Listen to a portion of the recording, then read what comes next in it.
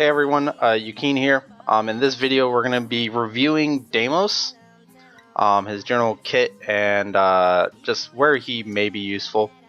So Deimos is definitely one of the best healers in the game.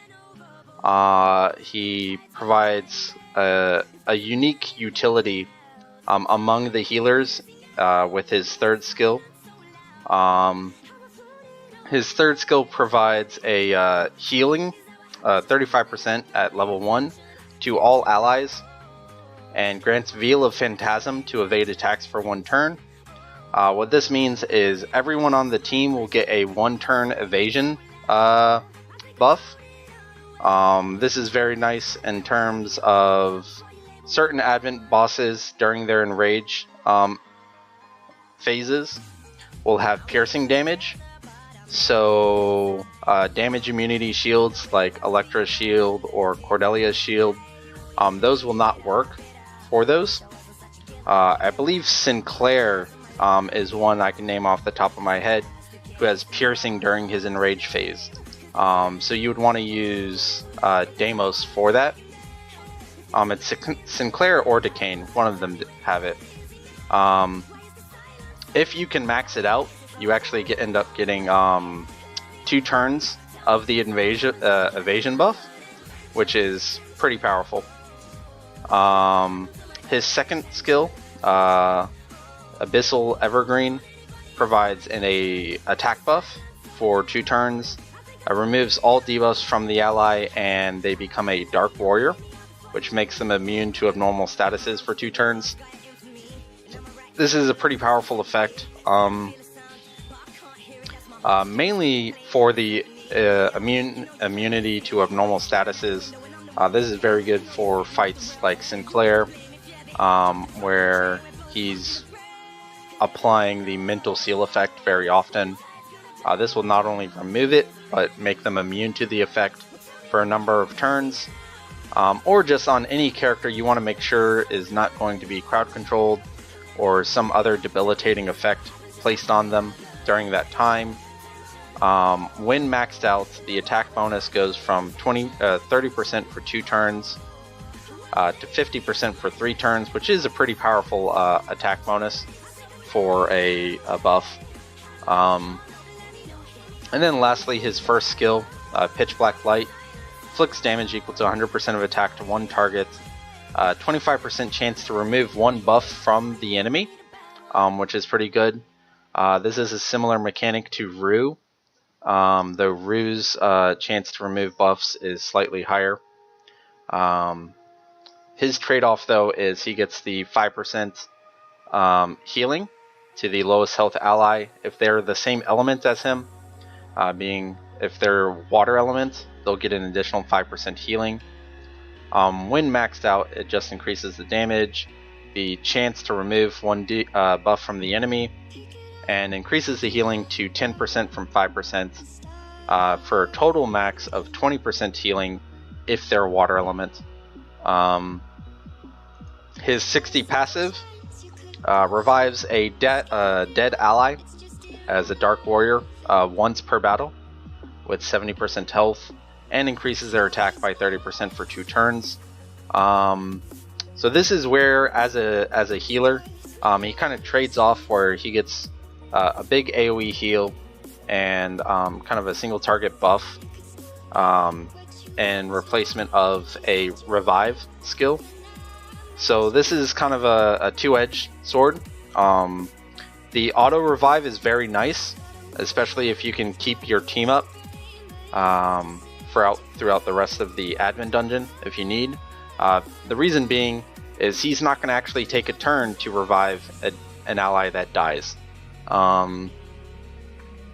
Which is pretty powerful effect. And then also they get the Dark Warrior effect for 2 turns, so they're immune to abnormal statuses. They're restored to 70% health, which is a pretty strong revive there. And then the attack bonus.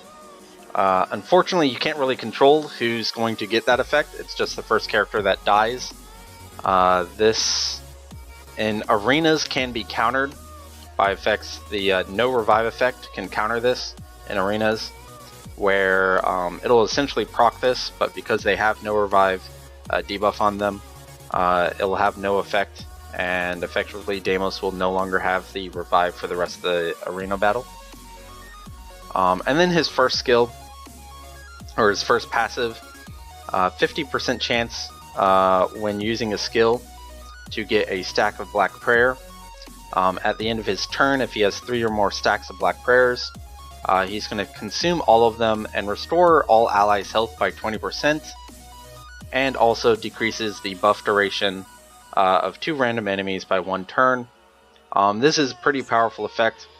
Not only does he have consistent healing on his first skill for that 5% to the lowest ally, and then an AoE heal, but just when he gets the 3 stacks of Black Prayer, you're going to get the team-wide heal as well.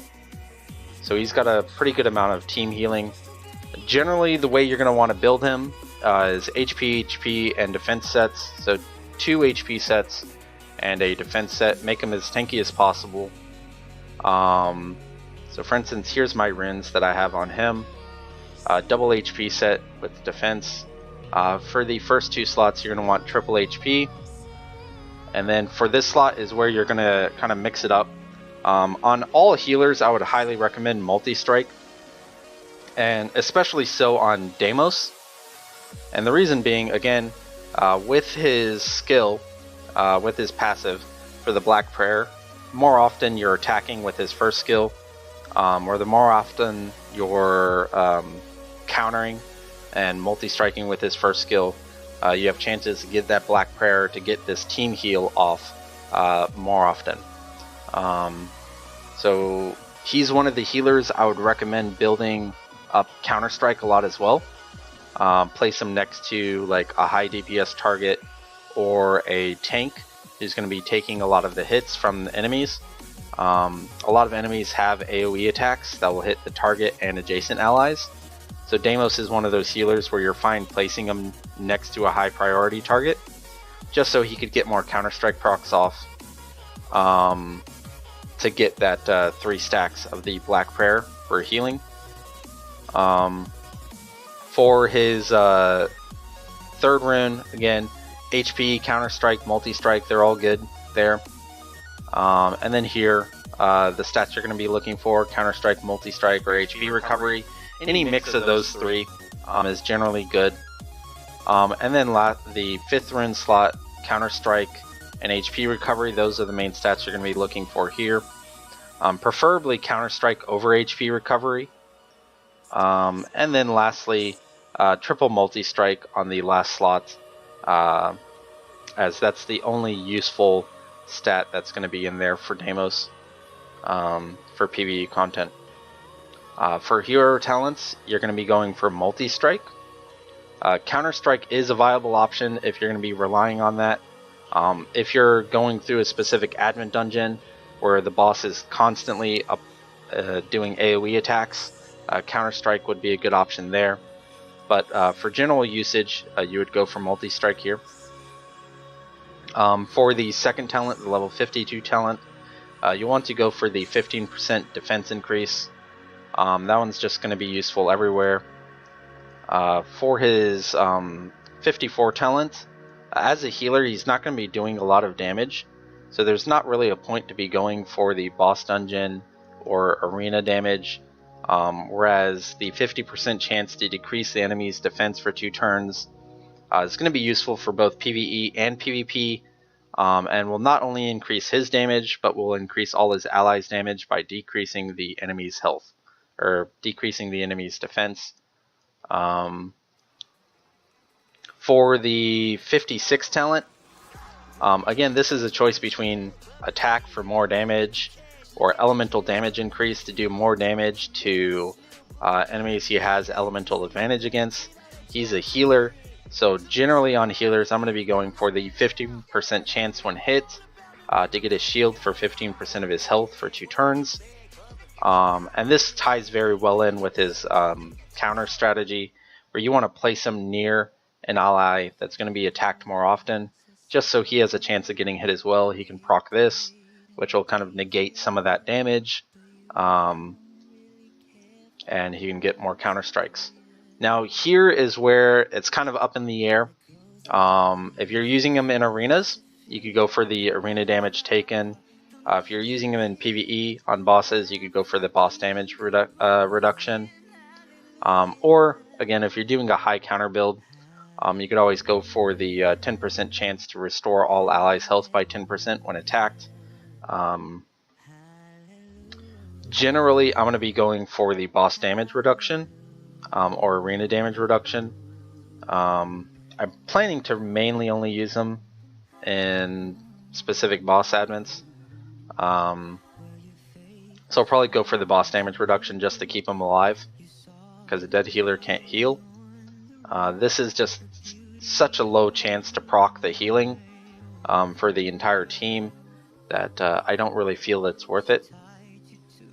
And then finally, of course, you would get his 60 passive. Regarding enhancements, you don't really need to get the 6-star enhance. I would highly recommend focusing more on enhancing your attacker units to 6-star over Deimos, but getting them to 5 stars so you can get that 30% defense, 30% HP increase. I would highly recommend that. But yeah, and that is my review for Deimos. For those of you interested, please feel free to check in at on my Twitch. I stream regularly throughout the week, generally from starting around 7 o'clock Eastern Standard Time. And thank you for watching.